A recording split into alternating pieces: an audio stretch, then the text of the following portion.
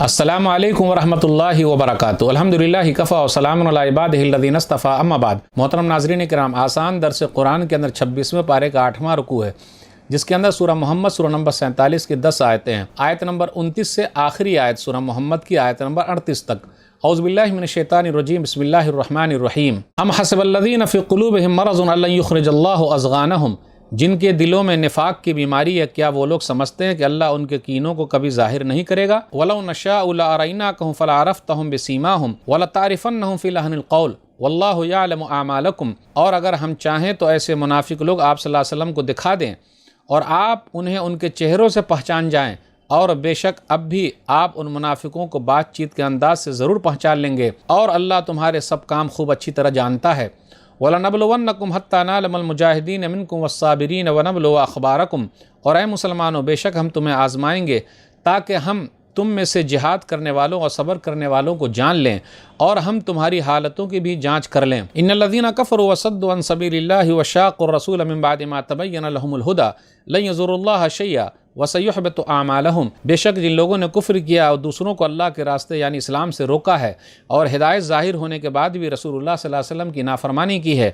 ایسے لوگ اللہ کو کچھ بھی نقصان نہیں پہنچا سکیں گے، اور جلد ہی اللہ ان کے نیک اعمال برباد کر دے گا۔ یا ایھا الذین آمنوا اطیعوا اللہ واطیعوا الرسول ولا تبطلوا اعمالکم، اے ایمان والو، اللہ کی فرما برداری کرو یعنی بات مانو، اور رسول اللہ صلی اللہ علیہ وسلم کا کہا مانو، اور اپنے اعمال یعنی اچھے کاموں کو برباد نہ کرو۔ ان الذین کفروا وصدوا عن سبیل اللہ ثم ماتوا وهم کفار فلن یغفر اللہ لهم، بے شک جن لوگوں نے کفر کیا، اسلام قبول نہیں کیا، اور دوسروں کو اللہ کے راستے یعنی اسلام سے روکا، پھر کفر ہی کی حالت میں مر گئے، تو اللہ انہیں کبھی بھی معاف نہیں کرے گا۔ فلا تہنوا وتدعوا الی السلم وانتم الاعلون واللہ معکم ولن یترکم اعمالکم، تو اے مسلمانوں، تم ہمت نہ ہارو اور اپنے آپ کو کمزور سمجھتے ہو دشمنوں کو صلح کی دعوت مت دو، اگر دشمن صلح کی دعوت دیں تو اسے قبول کر لو، تم ہی سر بلند رہو گے، اللہ تمہارے ساتھ ہے اور تمہارے اچھے اعمال یعنی نیک کاموں کو ہرگز برباد نہیں کرے گا۔ انما الحیات الدنیا لعب ولہو وان تؤمنوا وتتقوا یؤتکم اجورکم ولا یسألکم اموالکم،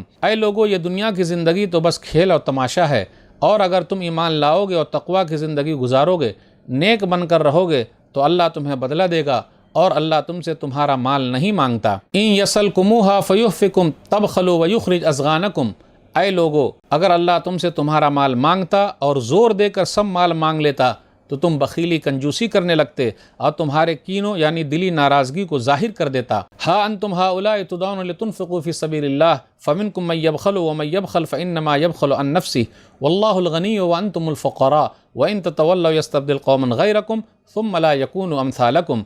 اے لوگو سنو،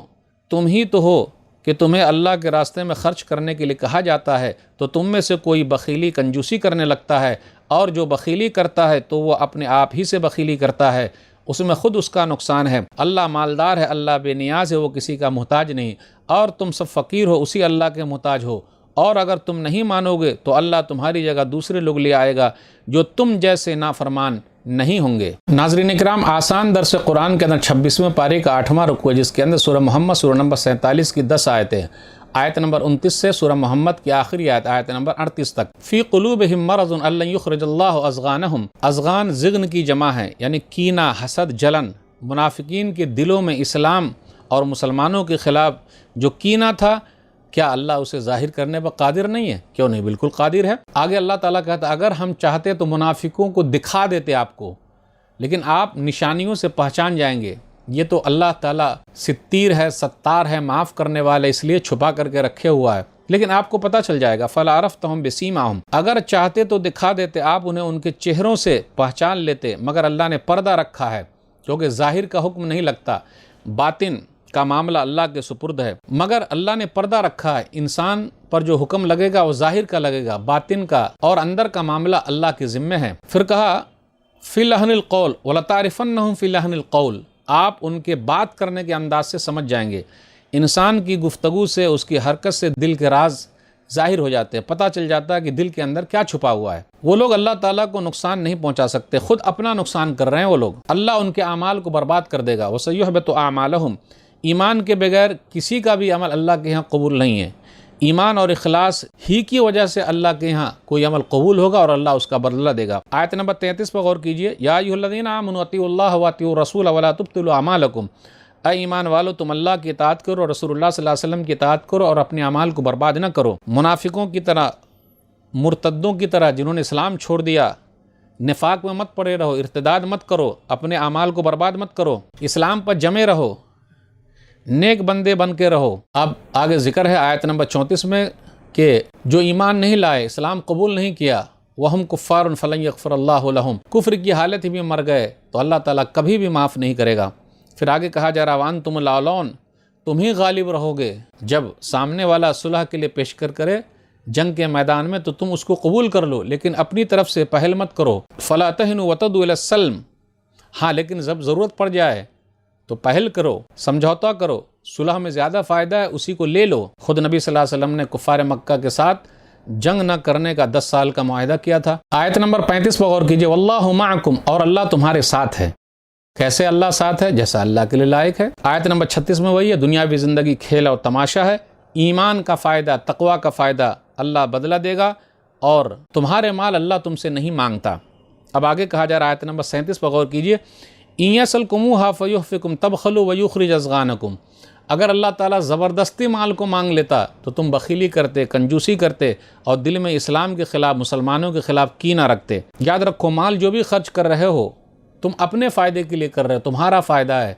جنت ملے گی، اور تم اپنے بھائی کی مدد کر رہے ہو۔ اللہ کو مال کی کیا ضرورت ہے؟ اس لیے مال بھی اللہ تعالیٰ جو مانگ رہا ہے ضرورت سے زیادہ نہیں مانگتا،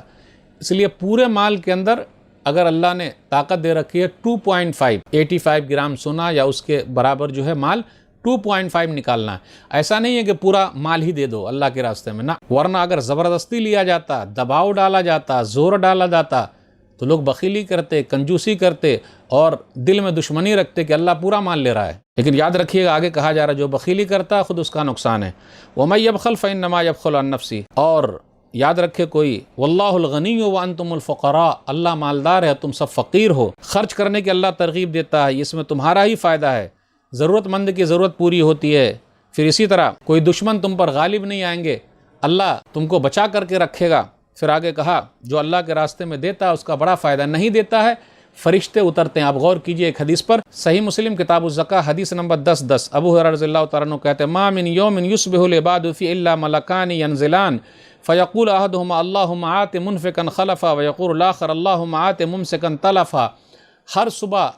بندہ جب صبح کرتا ہے تو 2 فرشتے اترتے، جو مال خرچ کرتا ہے تو فرشتے کہتے ہیں اللہ اس کے مال میں برکت دے، جو آدمی خرچ نہیں کرتا فرشتے کہتے ہیں اللہ اس کے مال کو تو برباد کر دے۔ تو خرچ نہیں کیجیے گا تو فرشتے بد دعا دیں گے۔ اور آگے کہا وَإِن تَتَوَلَّوْا يَسْتَبْدِلْ قَوْمًا غَيْرَكُمْ ثُمَّ لَا يَكُونُوا أَمْثَالَكُمْ، اور اگر تم پیٹھ پھیرو گے، بات نہیں مانو گے تو اللہ دوسری قوم کو لائے گا جو تمہاری جیسی نہیں رہے گی، بلکہ وہ تم سے زیادہ اللہ کے راستے میں خرچ کرے گی، اللہ اس کے رسول صلی اللہ علیہ وسلم کی باتوں پر عمل کرے گی۔ اس آیت کے تحت ایک حدیث ہے، سنن ترمذی کتاب و تفسیر القرآن حدیث نمبر 3261،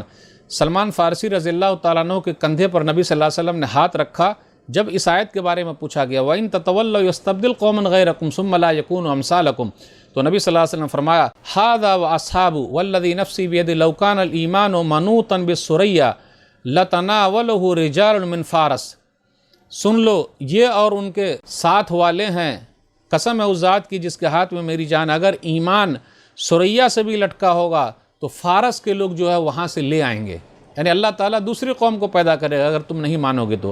تو ناظرین کرام آج کے درس میں بس اتنا ہی۔ اللہ سے دعا ہے کہ اللہ تعالیٰ ہم لوگ قرآن کریم کو پڑھنے، پڑھانے، سمجھنے، سمجھانے، عمل کرنے اور لوگوں تک پہنچانے کی توفیق دے، آمین۔ والسلام علیکم ورحمۃ اللہ وبرکاتہ۔